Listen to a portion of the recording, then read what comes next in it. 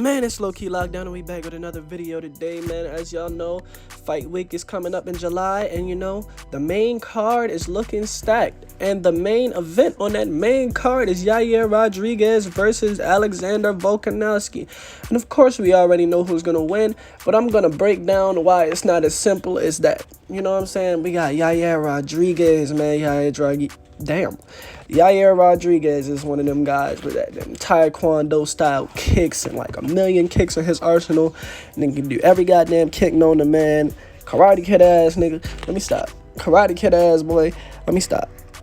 But yeah, let me keep going though, for real. Yair Rodriguez is pretty good, man. He's got good hands. He's got good distance control. He's obviously like one of the best in his weight class. I think he's the number 3. You know what I'm saying?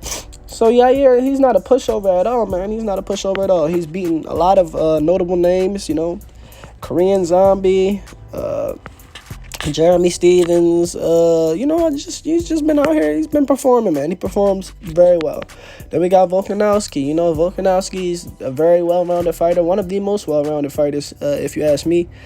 He was able to stand in there with Islam. He was able to not get took down and kept on the ground by Islam. They like to hug you to the ground and keep you there.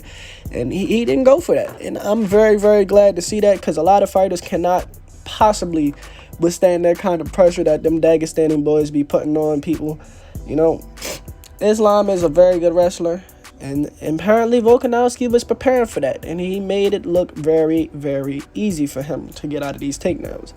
But minus the takedowns, because Yair Rodriguez is not a takedown kind of person. He is very dog shit in wrestling, but from off of his back in jiu-jitsu, he's pretty good, but wrestling in general, he's dog shit. Dog shit, man.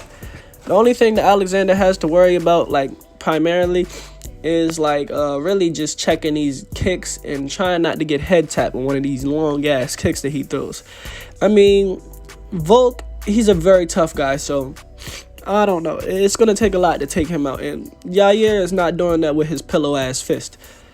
I'm not going to say pillow fist, but he's not doing that with his hands. He don't have that kind of superpower in his hands, whereas though I don't think that Volk is just going to fall. I mean, he's got no neck.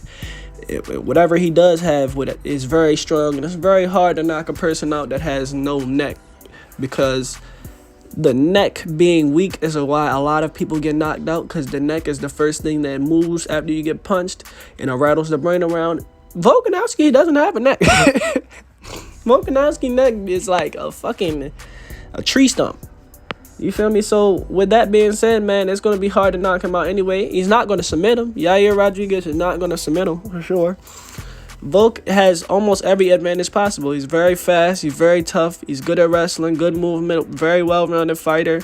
But Yair Rodriguez is also very fast, very good at kicking, very good at distance management. And if he keeps, I can say, the way I see Yair winning this fight, which is very possible, and if y'all really account for it, which is very possible, is managing that distance with those kicks. Kicks are the best thing to keep distance in the UFC or the MMA, mixed martial arts in general, any martial art that has kicks. Kicks is the best thing to keep distance, especially in any sort of encounter where a person is very fast and speedy on their feet. Throw a couple of kicks. Don't throw them at good wrestlers, because then you'll end up on your shit. But, Volk is not primarily a wrestler anyway. Volk likes to throw them hands. Volk likes to run in and out real fast.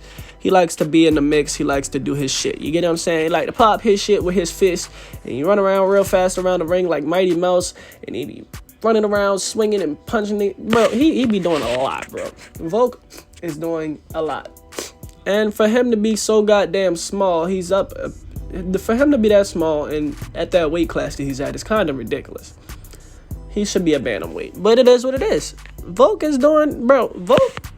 honestly, he arguably won that fight with Islam Makhachev, and honestly, he hasn't been beat on ever. I've never seen him get beat on at all.